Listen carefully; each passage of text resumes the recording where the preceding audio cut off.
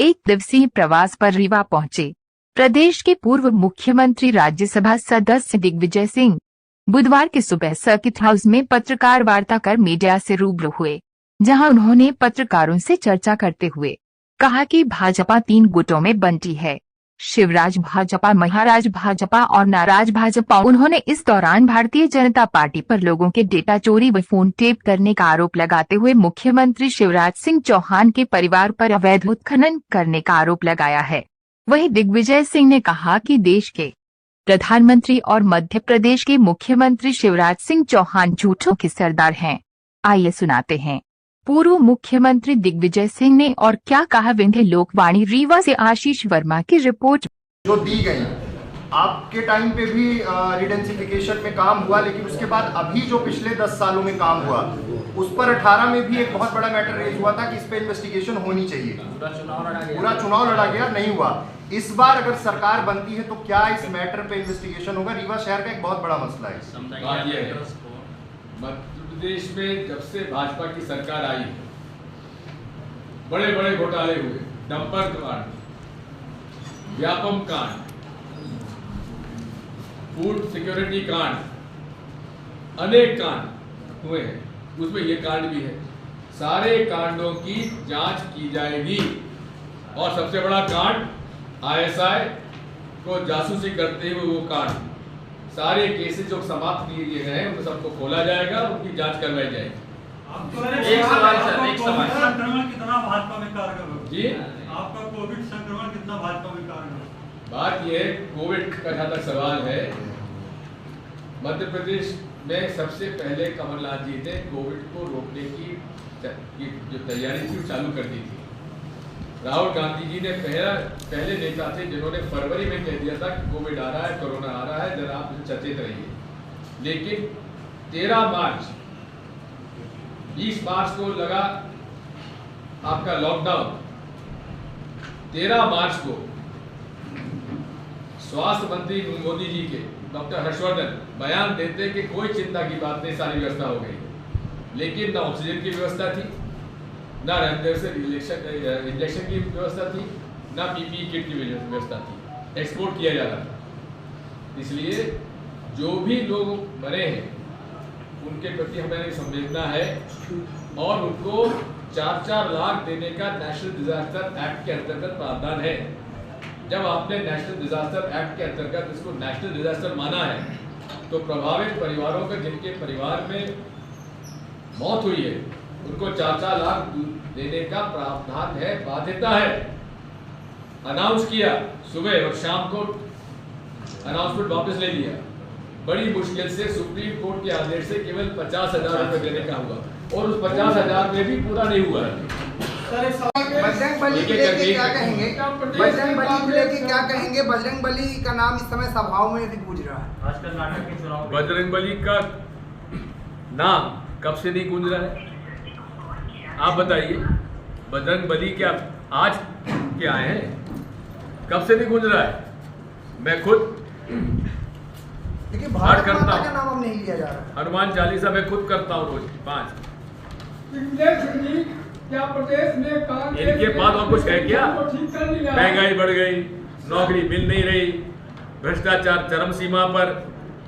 उनको तो मौका बचे हिंदू मुसलमान करने की। अरे बजरंग पूनिया जिसने देश के लिए मेडल जीता, पहलवान बजरंग पूनिया धरने पर, और इनको वो बजरंग दल जिस बजरंग दल के अंदर आईएसआई पाकिस्तान को जासूसी करने वाला सतना का आपका बलराम सिंह, उस पर चुप्पी क्यों है? उस पर नेशनल सिक्योरिटी एक्ट क्यों नहीं लगाया गया? जमानत उसकी कैसे हो गई? ये मैं पूछना चाहता हूं भाजपा से और शिवराज सिंह चौहान से। उनके खिलाफ आपने राष्ट्रीय सुरक्षा कानून क्यों नहीं लागू किया? ये हमारी मांग रही है। उनकी जमानत हो गई तो आपने सुप्रीम कोर्ट में जमानत की अपील क्यों नहीं की? क्या बात करेंगे? मध्य प्रदेश में पहले भी कांग्रेस की हालत ठीक ठाक रहती थी, अभी भी ठीक ठाक है, लेकिन क्या संगठन आपका ठीक हो गया है मध्य प्रदेश के अंदर? उसी में लगे महाराज। सर सिक्योरिटी का एक बहुत बड़ा इशू अभी हुआ है, डेटा सिक्योरिटी का। पिछले दिनों कांग्रेस ने इसको रेज किया था। यहाँ पे लाडली बहना योजना के जो फॉर्म भराए गए, महिलाओं के नंबर ग्राम पंचायतों में चस्पा किए गए बाहर। एक बड़ा खतरा ये हो सकता है साइबर क्राइम का। आप लोग जो फॉर्म भरा रहे हैं उसमें भी मोबाइल नंबर का प्रावधान है, कैसे डेटा सिक्योर हो पाएगा? क्या उसको कॉन्फिडेंशियल रखेंगे या फिर ऑप्शनल रखेंगे? बात यह है, मैं खुद इस मामले में शुरू से कहता आया हूँ, कांग्रेस पार्टी कहती आई है, आधार कार्ड, हर चीज़ के लिए तो आधार कार्ड मांगा जा रहा है। क्या आधार कार्ड में सारी जानकारी उपलब्ध नहीं रहती है? तो ये भाजपा जो है, और विशेषकर मोदी और अमित शाह, ये पूरे देश का डाटा चोरी कर रहे हैं, एक। और दूसरा, पेगासस के माध्यम से जितने विरोधी हैं उनके फोन टैप करते हैं। हमारा भी फोन टैप होता है, तो जो बात उनको सुनानी होती है उनको मैं बोल देता हूँ फोन पे, बात करते करते आप में से किसी को। दिग्विजय जी, दिग्विजय जी, अभी जनता में भ्रम की स्थिति बनी हुई, बड़ा भ्रामक सा वातावरण बना है कि आपको बहुमत तो दिया 2018 में भी दिया, और हाँ 18 में, और अब इस बार भी लोगों के मन में है कि हम तो इनको सत्ता दे देंगे, लेकिन ये ऑपरेशन लोटस में इनकी ऐसी सत्ता दो, 150 पार करा दो तो खरीदे ना पाए लोग। पीएफआई और बजरंग दल पर प्रतिबंध लगेगा, ये घोषणा पत्र में होगा। बात सुनिए, बात सुनिए। सुप्रीम कोर्ट का निर्णय है, जो भी संगठन दूसरे धर्मों के प्रति नफरत फैलाता है उसके खिलाफ सख्त कार्रवाई होना चाहिए। ये हमारा स्टैंड है। सर, नारी सम्मान योजना में जो 500 रुपए दिए जा रहे हैं सिलेंडर पे, 1500 रुपए प्रतिमाह महिलाओं को, लेकिन महिलाओं के मन में एक और टेंशन है कि वह देंगे तो पैसा में, लेकिन हमारा ही पैसा टैक्स के रूप में हमसे वसूलेंगे, क्योंकि मध्य प्रदेश के ऊपर ऑलरेडी कर्जा चढ़ा हुआ, तो आप उसको कैसे मैनेज करेंगे? एक बड़ा सवाल है। ये प्रश्न आपको पूछना चाहिए था भाजपा के मुख्यमंत्री जी से। क्योंकि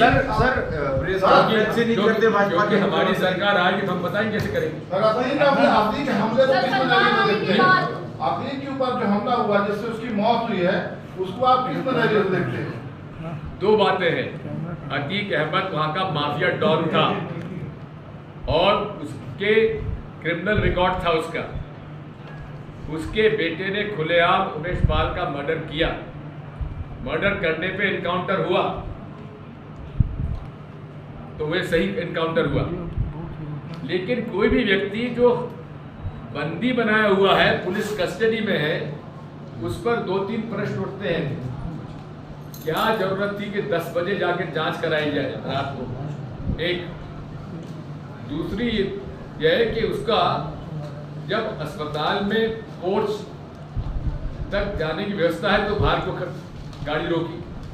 तीसरा, अहमदाबाद से लाने तक सारी मीडिया और पुलिस ने अतीक साहब कहाँ अतीक अहमद कहाँ वो पेशाब कर रहा है वहाँ तक आप दिखा रहे हैं, और तब जब मौका आया तो दंग दंग दंग गोली पे मार दी गई। तो ये, और वो शुरू से कह रहा है, सुप्रीम कोर्ट को कहा कि मेरी हत्या कर देगी पुलिस, यहाँ की यूपी के पुलिस। ये साफ है, मैं पूछना। पंचायती राज दिवस मनाया गया पूरे देश में, और माननीय प्रधानमंत्री जी ने बड़ी कृपा की कि उन्होंने रीवा का चयन किया। प्रधानमंत्री ने जो पंचायत राज दिवस मनाने के लिए, लेकिन दुख इस बात का है कि जो पंचायत राज के चुनाव जीत के आए, उनसे प्रधानमंत्री जी ने मन की बात नहीं की। पूरे देश में मध्य प्रदेश पहला राज्य था जिसने कि संविधान संशोधन के अंतर्गत चुनाव कराए, महिलाओं को आरक्षण दिया, अनुसूचित जनजाति पिछड़ा वर्ग को आरक्षण दिया और अधिकार दिए। सबसे ज्यादा अधिकार किसी प्रांत में दिए गए थे, पंचायत राज में तो मध्य प्रदेश में दिए गए। नियुक्तियों के अधिकार दिए गए, पंचायत कर्मी शिक्षक कर्मी, गुरुजी, जन स्वास्थ्य रक्षक, गोपाल सेवक, गौ सेवक, इन सब का नियुक्ति के अधिकार पंचायती राज को दिए गए। और पूरे देश में जिला परिषद और जनपद पंचायत के अध्यक्ष सदस्य भूख हड़ताल कर रहे हैं, उनसे चर्चा तक नहीं होने दी।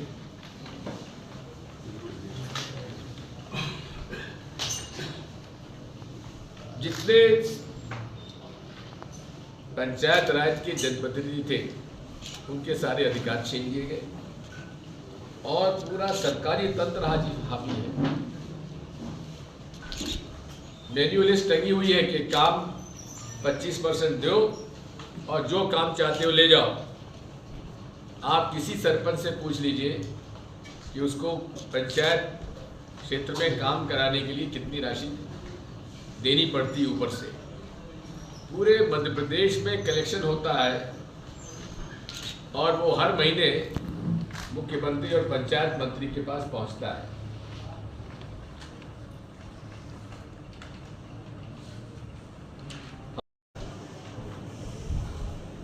अब झूठों के सरदार श्री शिवराज सिंह चौहान, लेकिन सरदार से बड़ा भी एक और सरदार दिल्ली में है, नरेंद्र मोदी। दोनों झूठों के सरदार हैं, एक देश का और एक प्रदेश का। अब हिम्मत देखिए शिवराज सिंह की झूठ बोलने में। उन्होंने कहा कि हमने मध्य प्रदेश में किसानों की आमदनी दुगनी कर दी।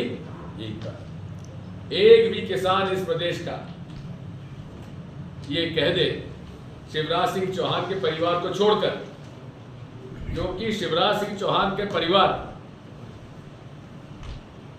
अपनी काली कमाई का पैसा नंबर 1 पे कर रहे हैं और दूध सप्लाई और फूलों की सब खेती, ये विदिशा के है। विदिशा में फूलों की खेती हो रही। रहने वाले जैत में खेती नहीं करते, विदिशा में जाकर करते हैं। जैत में तो केवल रेत खनन का काम होता है। वहां जितना रेत खनन का अवैध काम होता है जैत में मुख्यमंत्री के घर में और उनके परिवार जो करते हैं, मेरा तो खुला आरोप है। जैसे हमारे कई मित्र कहते हैं कि भाजपा भी अब 3 गुट में बट गई है। एक शिवराज,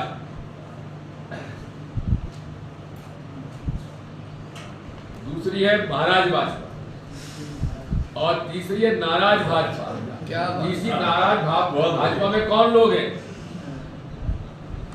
जो शिवराज भाजपा है वो तो 2003 से कमा रही है, लूट रही है।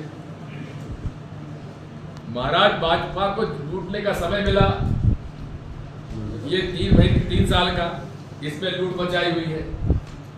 अब नाराज भाजपा के लोग कह रहे हैं कि तुम ही क्यों लूट रहे, हमें क्यों नहीं दे रहे। ये नाराज भाजपा है वो। लेकिन उसके अंदर कुछ ईमानदार लोग भी हैं जिन्होंने चना खाकर और साइकिल में चल के जनसंघ के जमाने से स्थापित किया, वो घर बैठे हुए। अब कैलाश जोशी जी के सुपुत्र दीपक जोशी, कैलाश जोशी जैसा ईमानदार व्यक्ति हमने राजनीति में नहीं देखा। साइकिल पर चलते थे और कोई गांव का बस से चलते थे, कोई गांव की शादी ब्याह गमी छोड़ नहीं सकते कथा। और दीपक जोशी जो कि एबीवीपी के प्रांतीय अध्यक्ष थे जब शिवराज सिंह चौहान उनका कार्यकर्ता हुआ करते थे, लेकिन शिवराज सिंह चौहान जब इनकी पत्नी बीमार हुई दीपक की, एम्बुलेंस तक उन्होंने नहीं दी। जबकि शिवराज सिंह चौहान ये भूल जाते हैं कि हमारी सरकार में जब उनका एक्सीडेंट हुआ था पूरा खर्चा हम लोगों ने व्यवस्था की थी। तो ये इसी के साथ साथ कैलाश जोशी जी की मूर्ति उनके गांव में लगाने के लिए इन्होंने घोषणा मील